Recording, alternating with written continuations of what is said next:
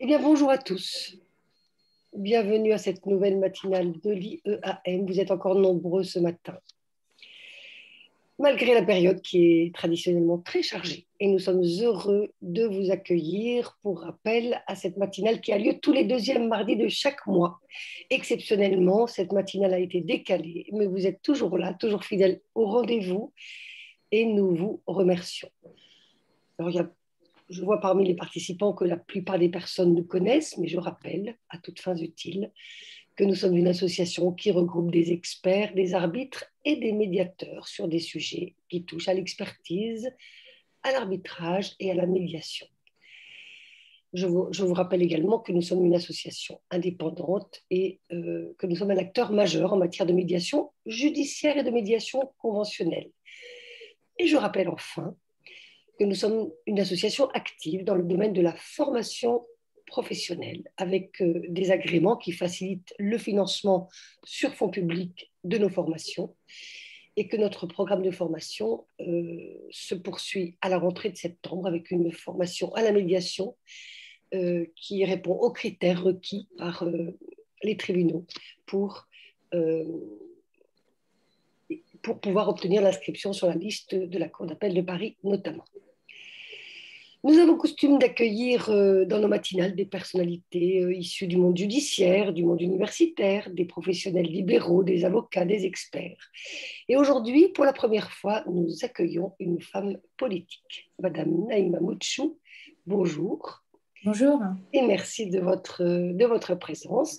Je vais dire un petit mot sur vous en rappelant très brièvement votre parcours avant de donner la parole, comme chaque fois, à Madame Canetti, présidente de la commission communication de l'IEM, qui va rappeler le déroulement de cette matinale, puis ensuite à Monsieur Éric Séban, vice-président de l'IEM, et qui aura la lourde responsabilité et la joie de vous interroger dans le cadre de cette matinale. Madame Naïma Moutchou, après des études de droit, vous êtes devenue avocate au barreau de Paris en 2010. Vous m'arrêtez si je me trompe dans le rappel 2008. des principales étapes de votre parcours. Vous avez exercé au sein du cabinet du bâtonnier Christian Charrière-Bournazel, notamment en droit des affaires et en droit de la presse. Et puis, vous vous engagez bien plus tard avec le mouvement En Marche pour l'élection présidentielle de 2017. C'est le début de votre parcours en politique. Vous êtes élu en juin 2017 député de la 4e circonscription du Val d'Oise avec un score magnifique de près de 60% des voix. Puis vous avez été élu en octobre 2020 vice-présidente de la commission des lois de l'Assemblée nationale. Par ailleurs, je le signale, parce que c'est, je crois, un trait qui vous caractérise, vous êtes très engagé dans la lutte contre le racisme et l'antisémitisme. Ce n'est pas le sujet de cette matinale, mais je crois que c'est important de rappeler que ce thème fait partie de votre engagement politique et sociétal. Pour en dire pour en dire davantage, sur vous, je vais laisser Éric Séban compléter ce propos, notamment sur vos activités dans le domaine de la médiation, toujours en lien avec vos fonctions politiques. Est-ce que Jocelyne peut prendre le relais de ma parole?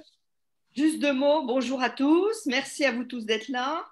Juste pour vous rappeler que nous sommes en format webinaire et que pour poser vos questions, que nous reprendrons avec Emmanuel dans le deuxième temps de cette matinale, vous allez en bas à droite dans la barre noire sur Q&R, questions et réponses, de manière à ce que nous collections toutes vos questions pendant l'exposé de Madame Naïma Moutchou et éviter converser, allez plutôt dans Q&R, c'est plus simple. Madame Mamoutchou va parler une vingtaine de minutes, comme elle l'a prévu, avec Éric Séban qui va l'interviewer, et nous poserons vos questions ensuite avant de revenir sur la suite de nos matinales l'année prochaine.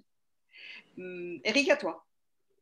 Oui, Madame la députée, merci d'être venue à cette matinale. Si vous venez aujourd'hui, j'ai envie de dire, on colle à l'actualité, puisqu'il y a peu de temps, vous avez remis au garde des Sceaux un rapport sur la médiation et le 25 mai dernier, l'Assemblée nationale votait en première lecture la loi dite de confiance dans l'institution judiciaire qui sera évoquée, si je ne m'abuse, début septembre au Sénat. Vous savez, comme l'a dit Emmanuel tout à l'heure, que nous sommes une association qui regroupe des experts, des arbitres, mais aujourd'hui des médiateurs, et le sujet qui nous intéresse, c'est la médiation. Alors, j'aurais une première question à vous poser, compte tenu de vos deux casquettes, avocate et vice-présidente de la commission des lois. Quelle est votre perception de la médiation dans ce monde judiciaire qui est marqué par la culture du contentieux? Bonjour à tous, merci beaucoup d'abord de cette invitation. Je saisis toutes les occasions qui existent pour parler de ce sujet de la médiation qui, vous venez de le dire, cher Eric, n'est pas ancré dans notre culture française. La médiation, elle s'est développée, j'ai envie de dire, de manière spontanée, c'est ce que rappelle d'ailleurs le livrement de la médiation, et sans cadre juridique. Et on le voit, on a beaucoup de mal à évoquer le sujet et beaucoup de mal à sortir de la société du conflit. Alors, vous l'avez dit, j'ai été avocate, j'ai prêté serment en 2008 au barreau de Paris. J'ai exercé donc presque une petite dizaine d'années avant d'entrer en politique. J'ai assez peu fait de médiation. Je n'en ai quasiment jamais entendu parler. Et pourtant, avec Christian Charrière-Bournazel, je faisais du droit des affaires et du droit de la presse, mais on était un cabinet généraliste. Je faisais du droit de la famille aussi. Je faisais du droit de l'urbanisme, je faisais du droit civil, etc. Et je vois bien que c'est un sujet qui existe, c'est-à-dire qu'on entend parler de la médiation, mais on ne la voit jamais. Je note une évolution dans le temps, néanmoins. Et c'est vrai que le projet de loi pour la confiance dans l'institution judiciaire a été l'occasion d'évoquer le sujet et d'avancer par petits pas. Alors c'est peut-être le problème, c'est que la médiation avance par petits pas. Mais en politique, c'est quand même important parce que ça permet, si vous me permettez cette image, de coincer le pied dans la porte sur le sujet. Donc c'était important parce que j'ai cette expérience effectivement d'avocate, mais je suis plus globalement aujourd'hui au service du justiciable. Et moi, ce qui m'intéresse, c'est que le justiciable trouve son compte, que ce service public de la justice, qui n'est pas n'importe quel service public non plus, ce n'est pas une logique de guichet la justice, mais que ce service public de la justice, il puisse offrir tous les outils aux justiciables. Et c'est vrai que nous sommes un peu une exception française dans le domaine, j'ai envie de dire, où nous sommes un peu en retrait, un peu méfiants, il y a un peu de conservatisme sur le sujet. Et moi qui ai travaillé depuis le début du mandat sur la médiation et de manière générale sur les modes alternatifs au règlement des conflits, j'ai trouvé là finalement un outil tout à fait efficace et tout à fait intéressant. Et je crois que les freins, ils sont plus intellectuels et psychologiques que techniques en réalité, parce que, on l'a bien vu, on peut avancer dans les dispositifs juridiques, dans les dispositifs légaux, mais on n'avance pas forcément de la même manière dans l'esprit. Je l'ai vu au fur et à mesure des auditions que j'ai menées, où j'avais en face de moi des experts, des avocats en particulier, qui avaient le réflexe de dire « Ah, mais attention, vous nous enlevez nos dossiers, on perd des parts de marché, etc. » Je ne crois pas du tout à cela. Moi, je crois au contraire que l'avocat a un rôle central à jouer, s'il le souhaite, dans le cadre de la médiation. Voilà un petit peu pour le panorama. Je serai moins technique que politique finalement sur ce sujet, mais c'est aussi l'intérêt peut-être pour vous d'avoir une parlementaire aussi dans ce type de discussion. Il y a une vraie volonté d'avancer politiquement, mais on sent qu'il y a des entraves. Elles sont encore une fois d'ordre psychologique, mais je pense qu'on est en capacité de les passer, et c'est ce qu'on a fait avec ce premier projet de loi sur le sujet. Mais vous pourriez nous en dire un petit peu plus sur ce projet de loi, parce que tout à l'heure, vous disiez ça permet d'évoquer le sujet, de mettre un pied dans la porte, mais quelles sont les avancées ou les apports de ce projet de loi en matière de médiation? Alors d'abord, c'était important que ce projet de loi dans la confiance ne soit pas qu'un projet de loi contentieux, pénal. On en a fait beaucoup depuis le début du mandat. C'était important d'ouvrir le champ des possibles, de parler de la justice civile aussi et de parler de la médiation. Donc, on avait convenu avec le gouvernement, avec le garde des Sceaux qui était très enclin là-dessus, on a convenu d'avoir au moins un article sur la médiation. Et vous savez que dans le cadre du travail parlementaire, avoir un article dans un projet de loi sur un sujet, ça permet ensuite de venir par voie d'amendement enrichir le projet. Si vous n'avez pas de lien avec le texte sur la médiation, eh bien, vous ne pouvez pas faire d'amendement par voie parlementaires, ça vous est interdit, c'est ce qu'on appelle les cavaliers législatifs. Donc, on a réussi à introduire un premier article qui est de mémoire l'article 17 du projet de loi qui permet de prolonger l'expérimentation qui existait de la médiation préalable obligatoire telle qu'elle existait de la loi Justice 21e siècle. Nous l'avions prolongée pour les contentieux fonction publique et litiges sociaux avec la loi de programmation et de réforme de la justice grâce à Nicole Belloubet. Avec ce texte et cet article 17 porté par le garde des Sceaux, nous la prolongeons à nouveau jusqu'au 31 décembre 2021. Voilà, donc ça, c'est l'ancrage dans le texte qui nous a permis de parler de la médiation. Par voie d'amendement, avec un certain nombre de parlementaires, je pense à Lauriane Rossi et à Frédéric Petit qui ont fait un énorme travail sur le sujet, eh bien, nous avons réussi notamment à rendre cette extension de l'obligation de médiation préalable obligatoire à tous les troubles de voisinage. C'était important, c'est un sujet qui nous est beaucoup remonté dans le travail de proximité, et donc nous nous sommes entendus avec le gouvernement, ça a été un travail d'échange, intense, sans vous le cacher, pour arriver à cette extension. Et puis surtout, j'ai envie de dire, moi j'avais envie de quelque chose de très symbolique et de très puissant dans ce texte. Je ne voulais pas, même si c'est important, de petites mesures sur la médiation. Je pense que c'était l'occasion de passer le cap. Il me semble que toutes les conditions étaient réunies, à la fois les parlementaires, mais aussi le gouvernement. Nous étions mûrs sur le sujet pour, en particulier, et c'est, me semble-t-il, le point le plus important, créer le Conseil national de la médiation. Voilà. Ça, politiquement, c'est important, c'est puissant. Ça permet de dire que la médiation est un sujet à part entière, que la médiation doit continuer de se développer, que c'est notre volonté politique, qu'elle continue de se développer.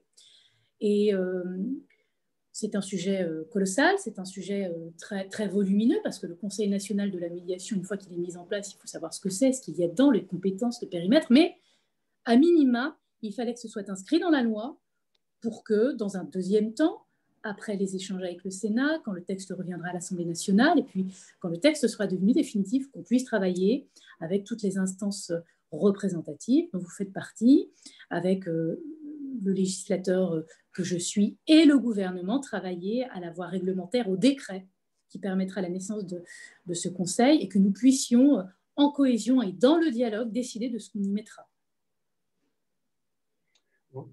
Vous avez indiqué que les troubles de voisinage étaient éligibles à la médiation dans ce projet de loi, mais peut-on imaginer à l'avenir la médiation obligatoire pour tout type de contentieux?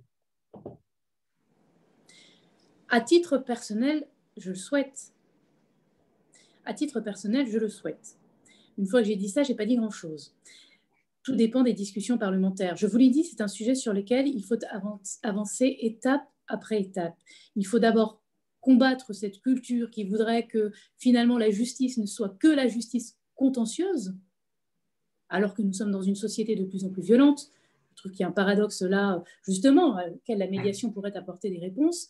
Et donc, ce que je peux vous dire, c'est que nous ne sommes pas encore prêts à généraliser la médiation à tout type de contentieux, mais que, en créant ce Conseil national, je pense que nous aurons justement une voix à côté de celle des parlementaires qui portent le sujet, à côté de celle des experts et des instances qui portent le sujet, une voix forte, dont j'espère qu'elle sera représentative et qu'elle sera consensuelle, pour dire qu'il est temps justement d'ouvrir la porte à la médiation à côté et non pas à la place, c'est très important, à côté des autres modes de règlement des conflits. Donc voilà, moi c'est un projet que je porte, que je continuerai de porter. Je pense qu'il nécessitera un petit peu de temps, mais j'ai bon espoir, parce que c'est la voie finalement que les discussions parlementaires prennent, j'ai bon espoir que dans les années qui viennent, on y arrive.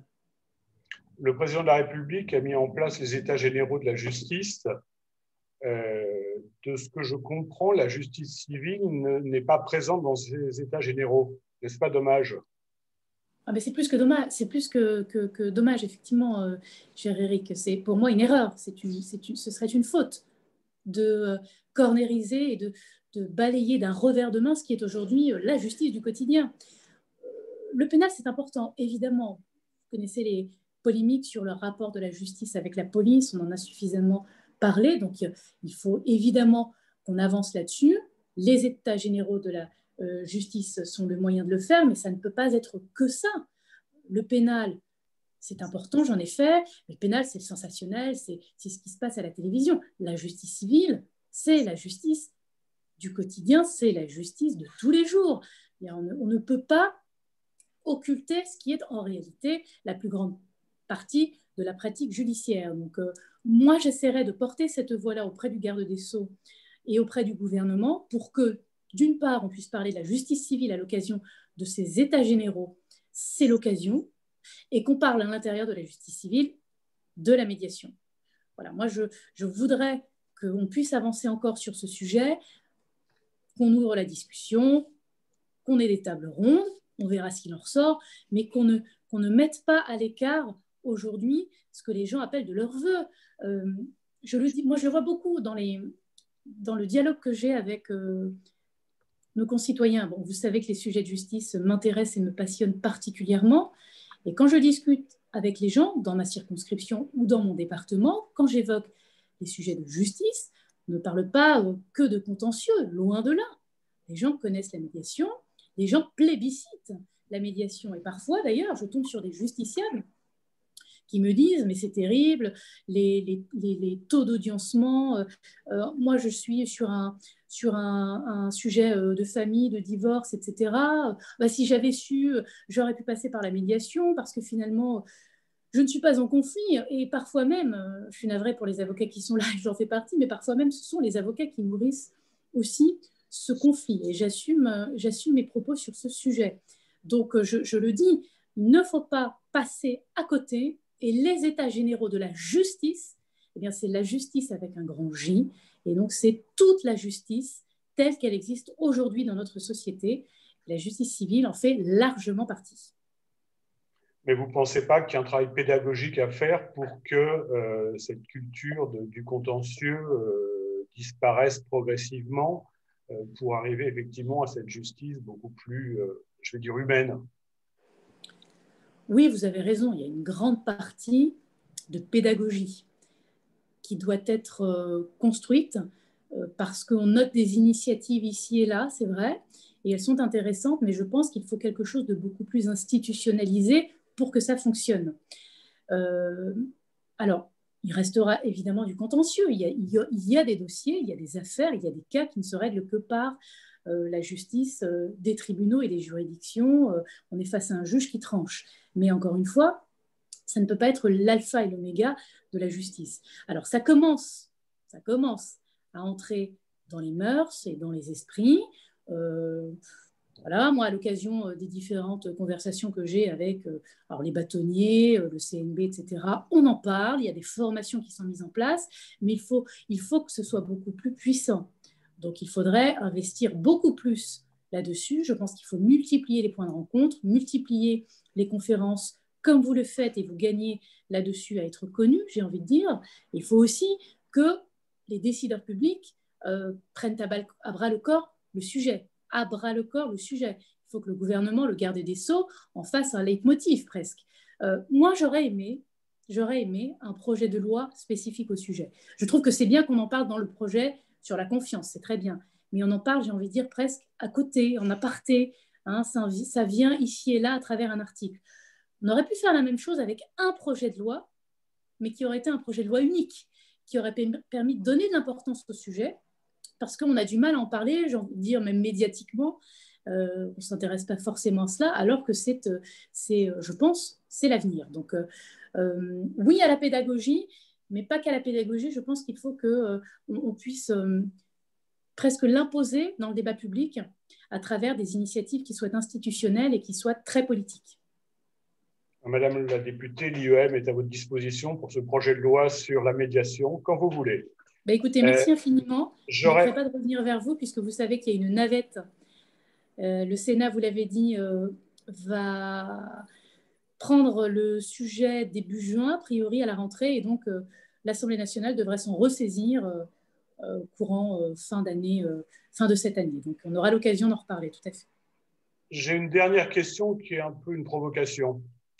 Je ne comprends pas très bien le titre de cette loi, confiance dans l'institution judiciaire. Quand je lis ça, j'ai l'impression que finalement, c'est plutôt défiance en l'institution judiciaire et on essaye de recoller les morceaux pour faire que le justiciable soit content de sa justice.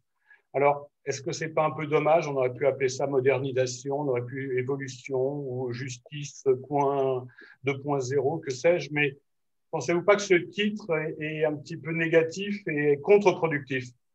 Oui, ouais, je comprends tout à fait, puisqu'on a eu ces discussions-là nous-mêmes avec le gouvernement. Alors, le garde des Sceaux est parti, vous savez, de ce fameux sondage qui dit qu'un Français sur deux n'a pas confiance dans la justice. Alors après, il faut regarder le sondage dans le détail. Il n'a pas confiance, effectivement, parce qu'il y a des mécanismes compliqués, mais surtout parce que la justice lui paraît lente, ce qui n'est pas la faute des acteurs de la justice. Donc, effectivement, il y a peut-être un amalgame ici qui est un peu dangereux.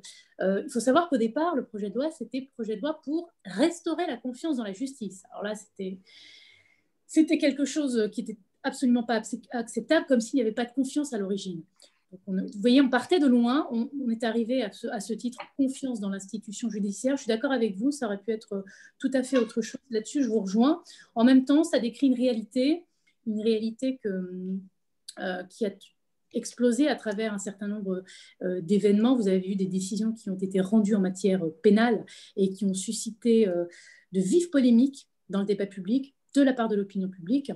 Il y a une forme d'incompréhension majeure de la manière dont fonctionne la justice. C'est ça que le garde des Sceaux a voulu expliquer et mettre en avant.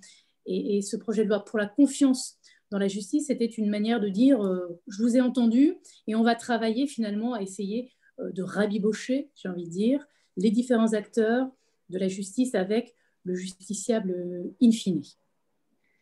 Merci pour votre propos. Je laisse la parole à Jocelyne et Emmanuel qui vont relayer les questions des différents invités. Merci Eric. On a de nombreuses questions et on va les partager avec Emmanuel. On est d'abord très content qu'une femme dynamique et pertinente comme vous s'occupe du sujet de la médiation parce qu'on en a bien besoin. Plusieurs questions parlent du Conseil national de la médiation. Est-ce que vous avez déjà une idée du rôle concret que devrait avoir ce Conseil national de la médiation? Et nous en dire un peu plus que ce qui est dit dans le texte de loi sur ce Conseil national de la médiation. Alors, je risque de vous décevoir parce que je vais répondre non à ce stade. Parce que tout le travail, tout le rapport de force que nous avons instauré, rapport de force constructive, hein, je veux dire avec le gouvernement, c'était d'abord justement de faire accepter cette idée qu'on puisse enfin cranter l'idée de ce grand Conseil national. Les discussions vont évidemment se poursuivre et elles seront longues et c'est normal. Moi, je souhaite que ce Conseil national soit le plus consistant possible. Je suis ouverte, évidemment, à toutes les modalités, mais j'ai une exigence, c'est que ce soit un travail collaboratif, c'est-à-dire que ce n'est pas moi, Naïma Mouchou, dans mon coin, ou Éric Dupond-Moretti dans son coin, avec tout le respect que j'ai pour le ministre, qui allons rédiger ce que va être demain ce Conseil national. Et on a besoin, justement, des experts, de ceux qui sont sur le terrain, on a besoin de vous, pour pouvoir imaginer ce que sera ce conseil, quelles compétences, quel périmètre, quel pouvoir décisionnaire. Et là-dessus, je pense qu'il faudra, quand le projet de loi sera adopté, il faudra là démarrer une nouvelle séquence qui sera une séquence de concertation. Je compte beaucoup là-dessus. Moi, c'est le seul point sur lequel je suis arc-boutée. Le reste, je pense, découlera naturellement des discussions qu'on aura ensemble. Ce que je veux dire, c'est qu'à ce stade, rien n'est tranché. Il y a des idées qui sont dans l'atmosphère, mais rien n'est tranché sur ce que sera ce Conseil national. Ce qu'il doit être, c'est ce qui émanera vraiment de ce travail de co-construction ensemble. Merci. Ton micro, Emmanuel. Madame la députée, je relais une question qui nous est posée. Les propositions de texte faites dans le dernier rapport de la Cour d'appel de Paris sur la médiation sont-elles reprises dans le projet de loi? Alors, on n'a pas de précision sur les propositions de texte. Je ne voudrais pas vous poser une colle, Madame la députée, mais est-ce que donc l'idée, comment a été alimenté ce projet de loi, et notamment est-ce que les propositions de texte de la Cour d'appel de Paris ont-elles été intégrées? Alors, je n'ai pas en tête les propositions de texte du coup de la Cour d'appel de Paris. J'en ai d'autres. Est-ce qu'on peut J'en ai d'autres. Oui, j'en ai d'autres en tête, mais peut-être qu'elles se rejoignent. Ce sont lesquelles, du coup? Est-ce qu'on pourrait ouvrir le micro de Marianne Gallo-Le-Laurier, Amaury? Je peux essayer.